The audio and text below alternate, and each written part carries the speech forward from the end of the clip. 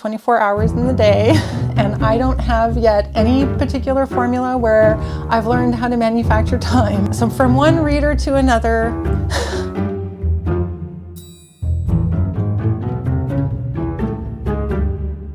Hi everyone, it's me, Jess. Welcome to another video. I'm so happy you're here. I'm really excited about today's video. I spent a lot of time researching and thinking about this topic before sitting down with my tips and tricks on how to read more. My approach in this video is definitely based in the building of reading as a habit and what my experience of that has been and how I've been able to make reading a more integral part of my daily life. So that's what I'm going to be sharing with you today. I know there are a lot of videos out there that are more focused on how to read more by reading faster.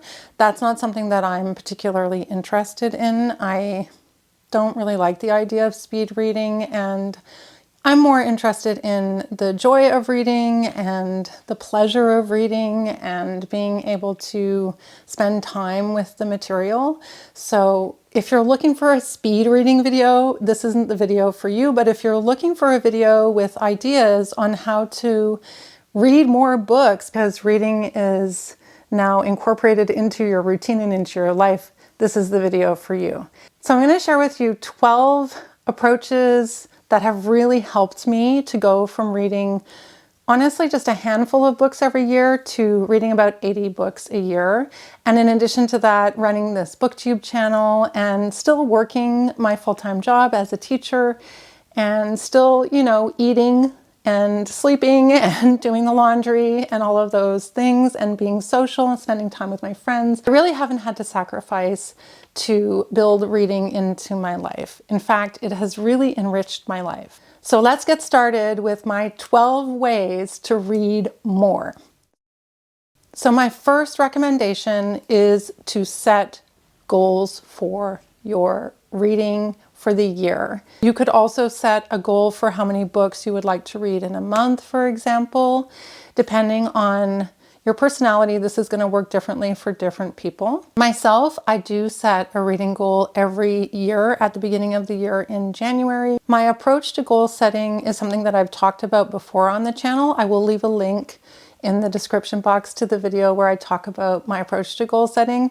But in a nutshell, I usually set a goal that I think is more than achievable. So easy-ish, within the realm of possibility if there were A, B, C, D, and E things to go wrong and to distract me and for me to fall off track. The reason that I do this is because it just feels really good to know that you're close to achieving a goal well ahead of time.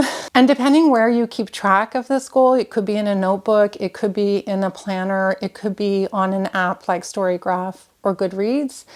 It's really fun to see, oh, I'm actually ahead of schedule, and that's just a really good feeling. So often when I look at my tracking, and that's something that I think is also important, it's important to obviously track against your goal, how you're doing, because that also is very motivating. It's really fun to see that you're ahead of schedule and not behind schedule. It does inspire a tiny bit of panic in me when I'm behind schedule, but one thing that I would suggest is that if you find that you're behind schedule in your reading goals, you can always adjust the goal and make it more reasonable for your lifestyle. So that, I think, is really important. Setting a goal is something that is going to make you feel motivated, and it's also going to make you feel accomplished when you achieve it. It's worked really well for me, and it has definitely increased the amount that I read. My second piece of advice is to create some kind of a schedule where you deliberately set aside time in your day to read. The truth is that reading takes time, and there are only 24 hours in the day, and I don't have yet any particular formula where I've learned how to manufacture time. So until that happens, until I can create one extra hour in the day for myself, we all have, as they say, the same 24 hours to work with. I often hear people say to me, oh, I just don't have time to read. And I do think that that's a kind of a mindset that if you really want to be reading more, you're going to have to adjust your frame of mind. It's the same way when people say, I don't have time to exercise.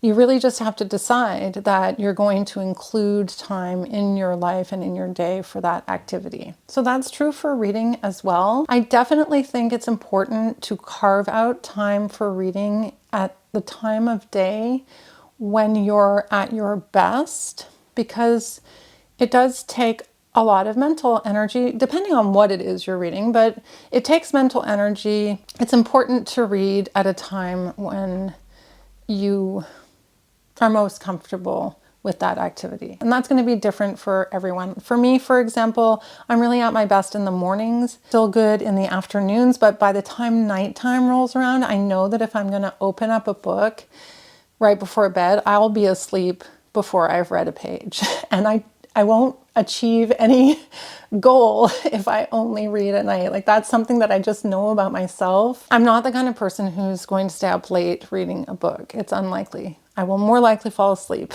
reading a book. It's happened occasionally, but only occasionally to me. And I also don't think that you should sacrifice sleep. I think sleep is really important. But some people really love to read at nighttime before falling asleep, and it's a way for them to relax and unwind. And of course, that's perfect. If that's you, that's a great time to allocate to reading. In terms of setting a schedule, I would recommend starting out very small, particularly if reading hasn't been part of your regular routine. It might be very daunting to put in your schedule, I'm going to read for 2 hours at this time of day every day.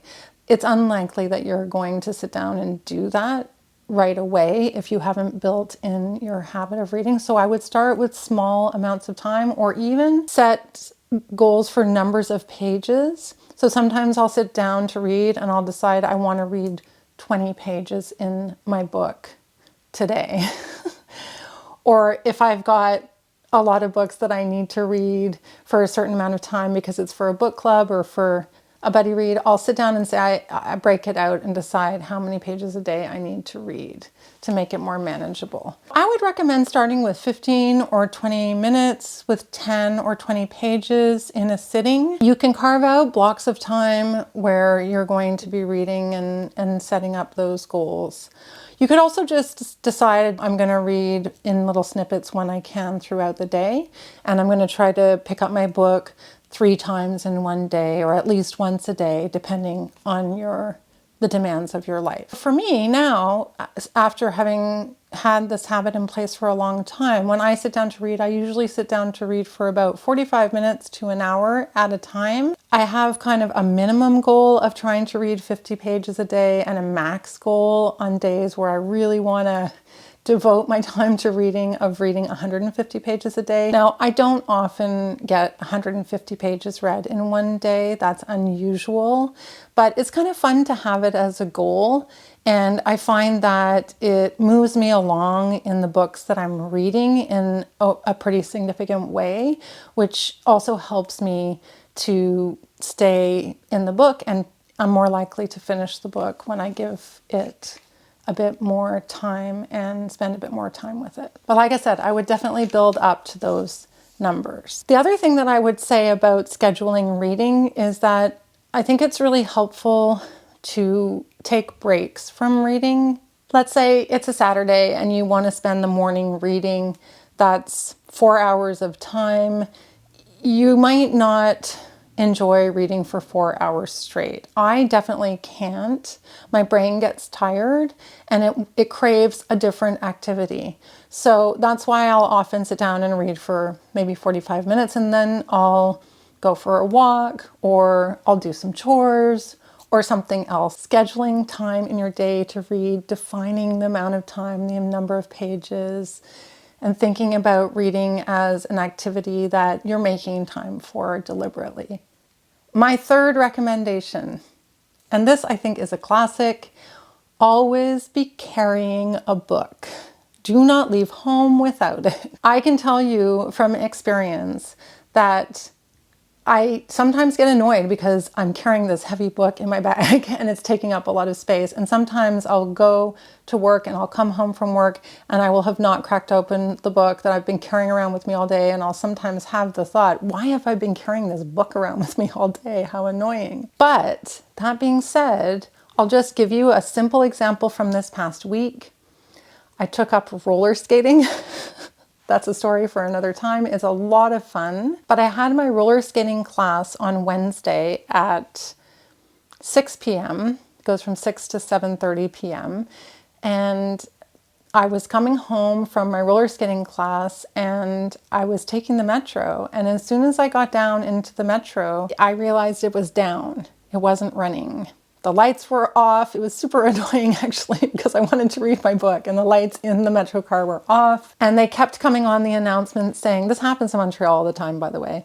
But the announcement comes on and says, oh, the metro will be up and running in 20 minutes. So like 8:20 they were saying. And then they re-announced 8:30. And so I ended up sitting there with my book and reading for about half an hour. And it was great. Yes, part of me was a little bit annoyed. I mean, I was thirsty. I forgot my water bottle and I wanted to get home and I was tired, but I had my book with me and it made waiting for the metro to come back up again meaningful in a certain way.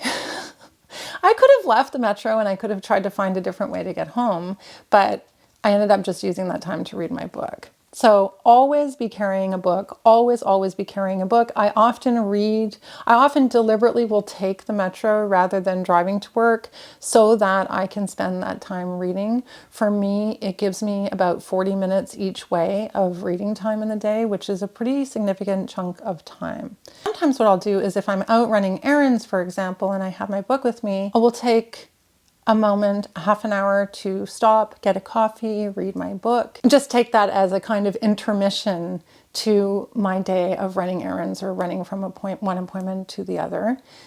You could also stop in a park and sit and read for a half an hour in between visiting a friend's and getting home.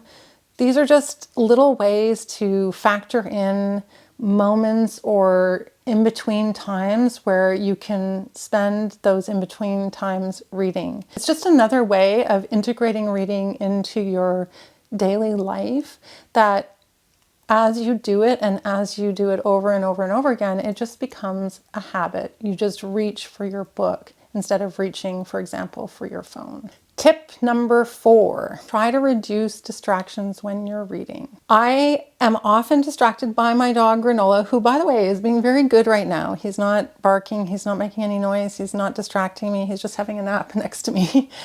But he can be very distracting. He can also be very demanding. Sometimes when I sit down to read, he decides that he wants me to play with him. There's not much I can do about that as a distraction, but you can eliminate other distractions. So I guess the big one for most people is the phone. I always have my phone on Do Not Disturb.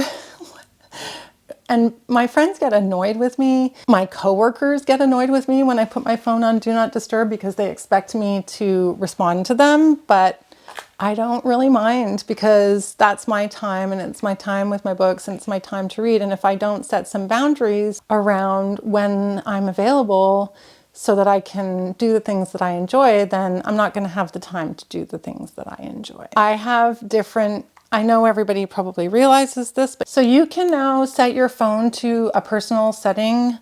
I have a Do Not Disturb setting that's a personal setting, and I have a work setting. And when my Do Not Disturb is on, I don't get my messages and I can check my phone when I'm ready to get messages. The only calls that can come through are related to emergency calls. So my daughter, for example, or the care home where my mom is. Those are really the only calls that I let come through. And so for the 45 minutes that I'm reading, I keep my phone on Do Not Disturb. Tip number 5, read books that you enjoy. Maybe this should have been the first tip, but I think that sometimes we end up reading books that we think we should read or we think we should have read. I think that that's a mistake in terms of building a reading habit. I would definitely start reading books that you love. So if you are the type of person who loves to read a good mystery, start reading mystery novels.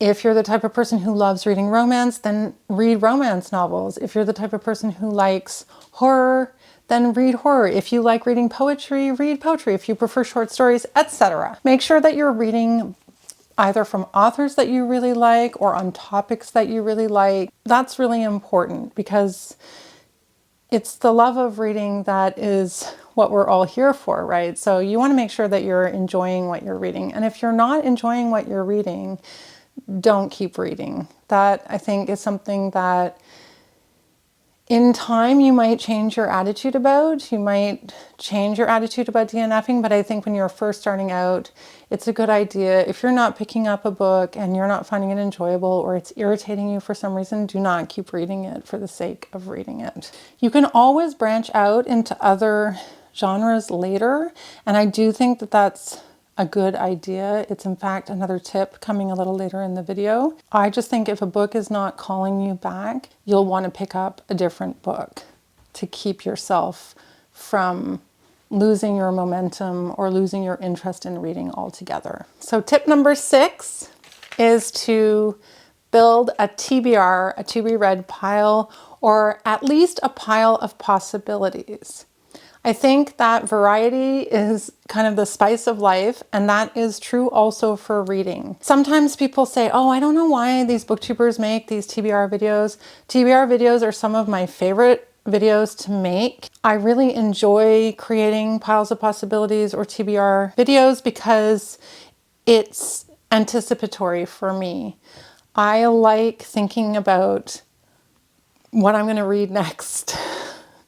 I like thinking about adding a book to the pile that I'm interested in so I don't forget it, so that I have a good chance of reading it and I have options. I am the kind of reader that likes to have a lot of options. Building a TBR is exciting and it's fun. And yeah, I just think that it's a part of what keeps me motivated to keep reading, because even if I'm reading a book, sometimes I'm thinking about that one that I want to read soon, or I'm thinking about when am I going to get to this other book. And I think that that's really very healthy. The other reason to have a TBR or a pile of possibilities is that you also have a selection of books that you could turn to if you're not enjoying the book that you're currently reading. It's really good for keeping a sense of momentum and a sense of variety to your reading. Tip number 7. This idea is one that I haven't actually really implemented as well as I probably could. I've tried. I have little spots around my house where I read. I read kind of all over the place, but I do like the idea of just creating a reading space, or at least setting the tone or setting the mood when you're reading. So that could have to do with making sure that you have adequate lighting, making sure that you're comfortable, that you are kind of set up with a warm drink or some snacks. It's a little bit hard for me. I find it hard to snack while reading. Let me know in the comments below if you snack when you read. Some people really love to snack while they're reading. Yeah, I always like to make sure that I have some flags with me because I like to tab my books sometimes, and sometimes a pencil, although I'm often fighting with Nola. He's usually trying to eat my pencil. But yeah, you really want to set the mood for reading in your home. I've seen all kinds of really beautiful setups of libraries and book nooks. You can get really inspired if you go on Pinterest. I currently have a situation where, I don't know if you've been following my channel, but if you've been following my channel, you know that my bookshelf fell down during the hurricane, and I still haven't been able to rebuild that bookshelf and put those books back up. But it's made me think a lot about creating a reading space in my home that is specifically for reading. Because when you sit down in that space, your brain just goes into reading mode. It's just like putting on cozy clothes. Maybe you have some cozy loungewear that you want to wear when you're reading, or something along those lines. So you can ritualize the reading experience if that's something that really helps to create a mood for you for reading. In terms of setting the mood in your home for reading, some people really like to read while listening to music. For example, my daughter listens to classical music when she's reading, or she'll listen to lo-fi music when she's reading.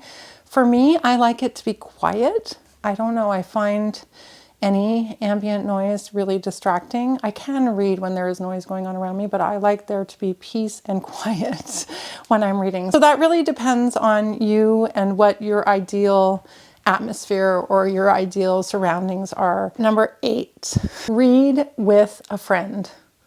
Get a friend who you can buddy read with. I have benefited from buddy reading through my channel and from being a part of a book club. It's actually online. You can join a book club pretty easily, I think, online. Any kind of social interaction around reading is going to enhance your reading life. You're going to enjoy the experience of sharing your thoughts on the book back and forth with your friend. And you can do this very, very easily. You can do it remotely. You can do it through Meetup. Like the book club that I joined, I found on the Meetup app. I highly recommend buddy reads and group reads. I've hosted a group read on this channel this year. This is my 3rd one that I'm hosting this month for Murder, and it's just been fantastic. I've probably read more as a result of hosting these read-alongs, which is great. So I highly, highly recommend reading with a friend. If you can't find a book club, you could always start a book club. You could find a booktuber who's running a book club. There are many, many booktubers who run book clubs, and you can follow along. And I guess that's another way, is to follow booktubers and follow along with what they're reading and participate in the events that they create. So if it's a month where everyone on BookTube is reading nonfiction, like that's going to be coming up for Nonfiction November, you yourself can participate in that in this kind of parasocial way. And I think that it really will contribute to your amount of reading, because you are going to have an experience of reading the book, and then you're going to go on the internet and listen to what your favorite booktubers have said about the book. And it's just a way of sharing in a community. And when you start sharing in a community around an activity, you end up being more committed to that activity. So tip number 9 is a bit of an extension of the tip of reading with a buddy, and that is to participate in a reading challenge or a readathon. Those are a lot of fun. They're a ton of fun. I always participate in the Reindeer Readathon. It's coming up for December for the holiday season. It's just a really fun readathon. And the thing I like about the Reindeer Readathon is that it's a team-based readathon. So when you finish a book, you're earning points for your team. This really is going to depend on a person's own personality and what motivates them. But sometimes when you're in a competition or it's a bit of a game, the gamification of reading, it can be motivating. It has been for me. When I make my video at the beginning of the year with my goals, I'll often think about how many challenges do I want to do this year. Challenges can also be very overwhelming, and they're not for everyone. So if it doesn't feel like it's a good fit for you, definitely don't participate in them, because they can have the opposite effect of making you feel very overwhelmed and like you don't ever want to read another book again. So again, you want to do it in moderation, and you want to maybe dip your toes in first if it's something that you're not sure is for you. Similar to joining a readathon, you could also follow the prizes and participate in the reading sprints that I don't host, for example. So I have never hosted any reading sprints. You can let me know in the comments section below if that's something that you'd be interested in. It's not something that I've focused on with my channel, but I know a lot of booktubers who host reading sprints. If reading sprints is something that you're interested in me including in my channel, let me know in the comment section below, and I'll see if I can figure out how to incorporate it. To read virtually with other people and interact with them in a social setting, albeit facilitated online, this really contributes to your role in a community of readers, and it reinforces your lifestyle that includes reading as an important part of it, not just in terms of it being a solitary experience, but you're now able to make your reading experience communal and social. And I think that that is really beneficial, and it really is motivating in terms of reading and then being able to talk about the books that you've read with others. Which leads me to my 10th recommendation, and that is make friends with people who read. Find your people. Find your other bookish people. When you find your other bookish people, you will be friends for life. You really will. Like they're just the best. You don't necessarily have to do much else in your friendships. You can develop those friendships further, or you can just maintain friendships around the love of books and the shared experience of reading. So I think finding friends who have common interests and common hobbies really is important. If you're the only person in your group of friends who reads, it can be very isolating, and it can make you feel like it's not a worthwhile activity, and it couldn't be farther from the truth. So make sure that you find friends who share this passion, because it will become a passion, hopefully, if it's something that you really enjoy. An obsession, not just a passion, an obsession. So tip number 11 is to read across different genres.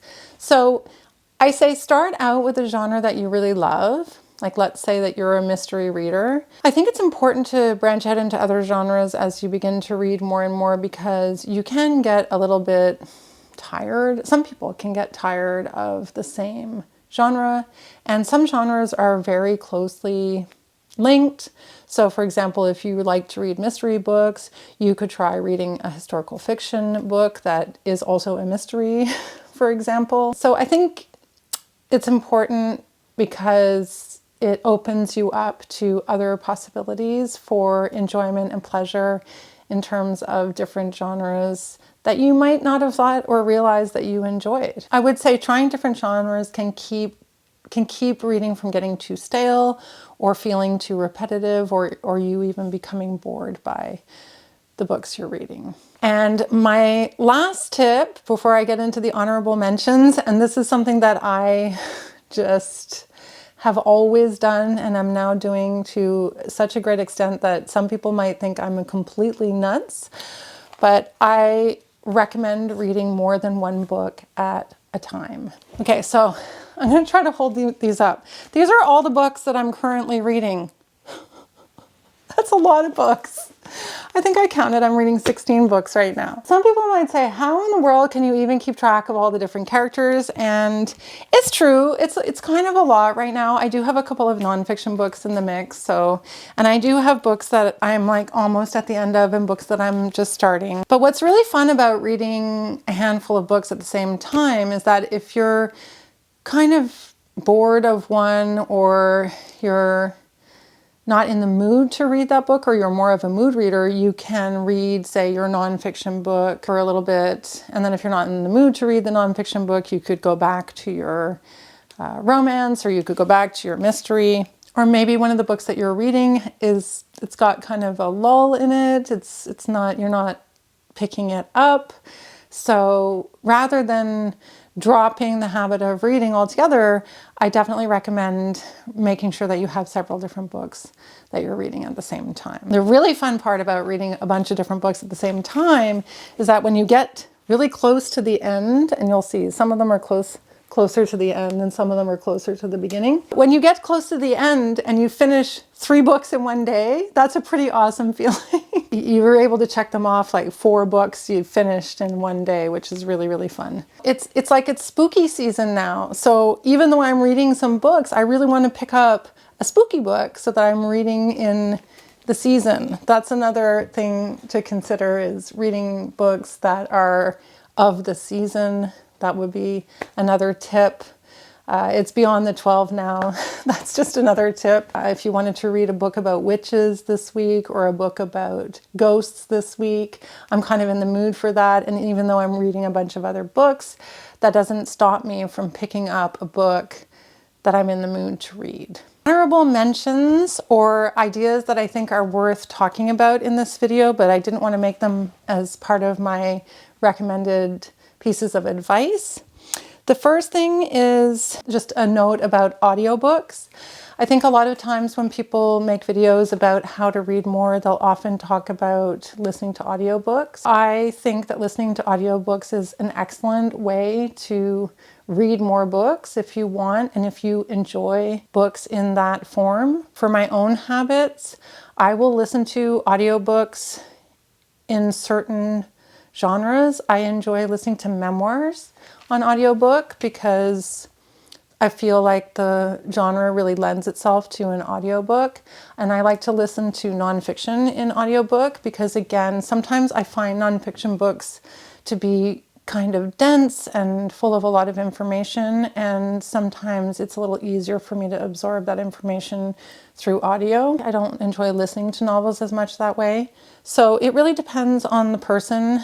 I am the kind of person who, if I put a novel on an audiobook, I will forget what's happened because I can't absorb the characters and I can't absorb the plot as well when I'm listening. And it really, really shows. Like, I really notice the difference when I'm reading a physical book or an ebook versus listening to an audiobook. So the media depends on different people.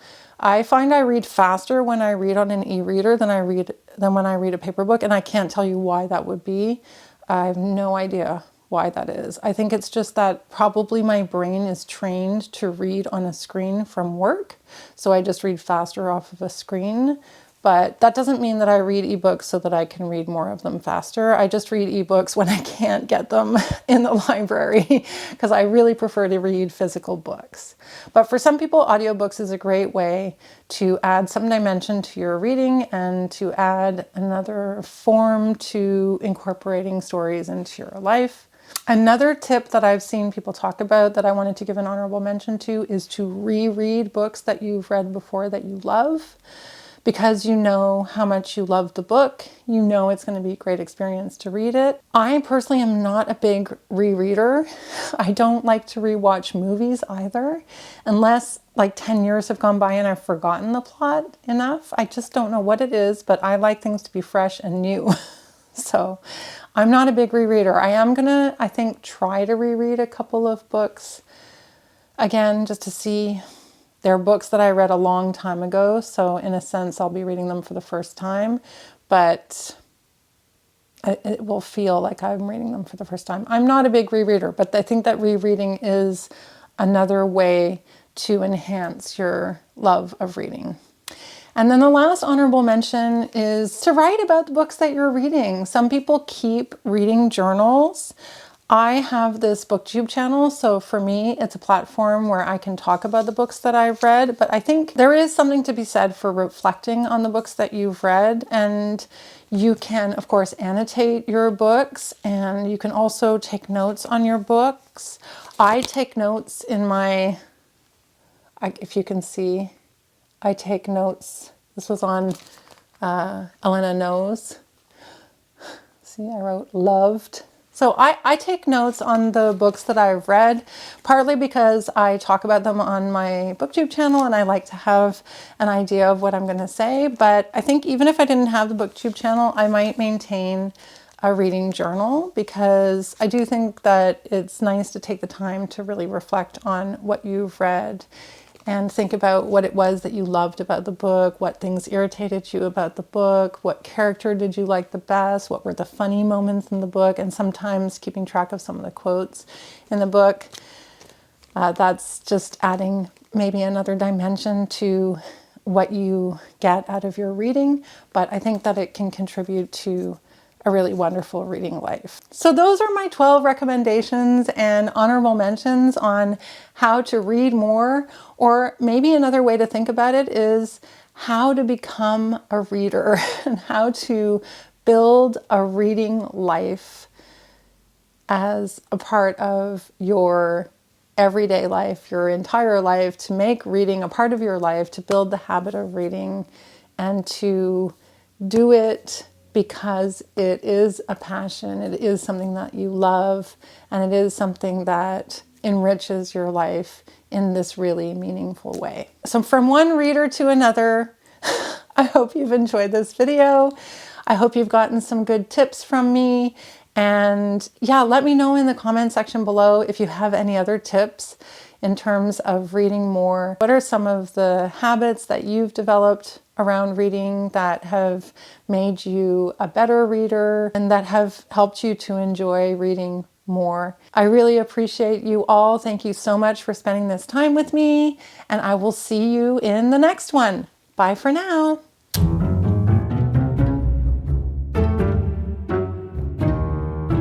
My foot is completely asleep. Oh my God. I need to my foot is like so asleep, I can't actually feel it. Something really weird is going on. I don't know why my foot is falling asleep. I really hope this isn't serious. I'm moving it around. Oh my God, I can't feel my leg. My entire leg has fallen asleep. Ladies and gentlemen. No, it's okay.